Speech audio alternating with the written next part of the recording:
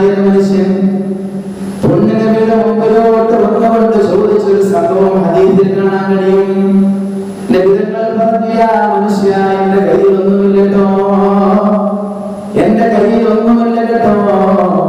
അതുകൊണ്ട് നീ ഉസ്മാൻ ഇബ്നു അഫ്ഫാൻ റളിയല്ലാഹു അൻഹുവിന്റെ മുമ്പിലോട്ട് പോകണം.